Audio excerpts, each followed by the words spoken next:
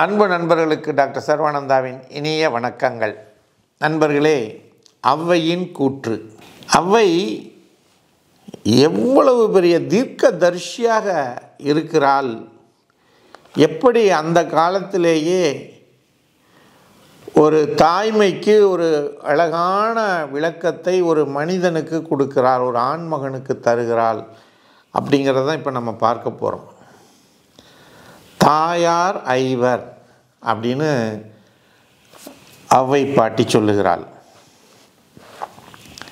தன்னை அளித்தால் தமையன் மனை குருவின் பண்ணி அரசன் பயில் தேவி தன்மனையை பெற்றால் இவர் ஐவர் பேசில் எவருக்கும் நற்றாயர் நன்றே நவில் என்று சொல்லுகிறாள்.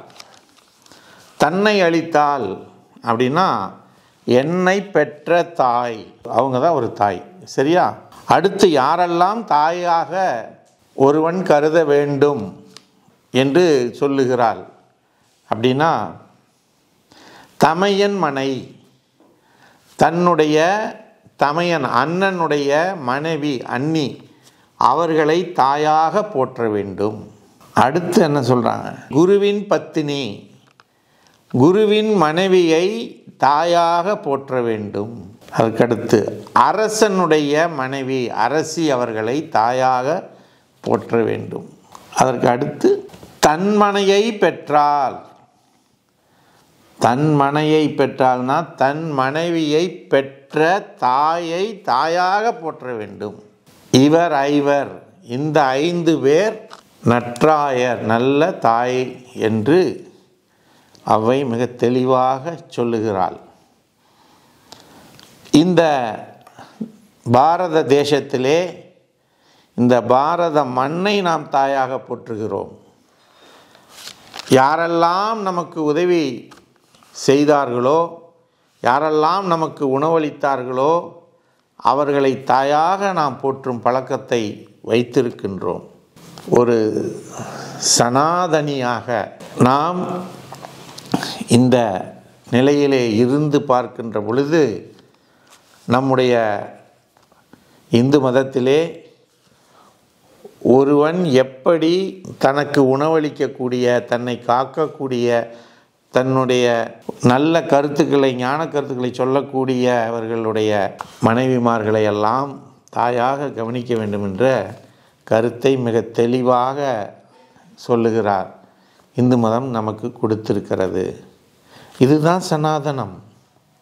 ஒரு மனிதன் எப்படி வாழ வேண்டும் என்று மிக தெளிவாக சொல்லக்கூடிய சக்தி தான், வழிமுறைகளை தரக்கூடிய சக்தி தான் சனாதனம். புரியுதுங்களா? இதை ஒழிச்சிட்டு எப்படி வாழ முடியும்? இந்த கருத்துக்களை வருங்கால சந்ததியினருக்கு நாம் கொண்டு போய் சேர்த்தாவிட்டால், இதை ஒழித்து விட்டால் என்ன நிலைமை? ஆதி காலத்தில் எப்படி மக்கள் வாழ்ந்தார்களோ அப்படிப்பட்ட நிலைக்கு நாம் மீண்டும் கற்காலத்திற்கு சென்றுவிடக்கூடிய நிலை ஏற்படும். ஆகையினாலே ஔவை பாட்டி அவர்கள் மிக அழகாக தெளிவாக சொல்லுகிறார். இந்த நாளெல்லாம் தாய் போல நாம் கருத வேண்டும் என்று. இந்த காலத்திலே நம்முடைய மனைவியை தவிர மற்ற அனைத்து பெண்களையும் தாயாக கருதி நாம் வாழ வேண்டும். அதுதான் இந்த மாதத்திலே ராமபுரான் நமக்கு காட்டிய வழியிலே நாம் நடப்பதற்கு சரியான வழிகாட்டு முறையாகும். ராமன் வாழ்ந்த முறையை வைத்துதான் ஒருவனுக்கு ஒருத்தி என்ற அந்த சத்தியத்தை உலகம் கடைபிடித்து வாழ வேண்டிய நிலைக்கு வந்திருக்கின்றோம். ராமன் அப்படி வாழ்ந்து காட்டி இருக்கின்றான். அப்படிப்பட்ட நிலையிலே நாம் அனைத்து பெண்களையும் நம்முடைய தாயாக கருதி வணங்கி மகிழ வேண்டும் என்பதனை கூறி, வாய்ப்பளித்த சர்வம் மற்றும் யோகம் யூடியூப் சேனலுக்கு நன்றி கூறி விடைபெறுகிறோம். நன்றி, வணக்கம்.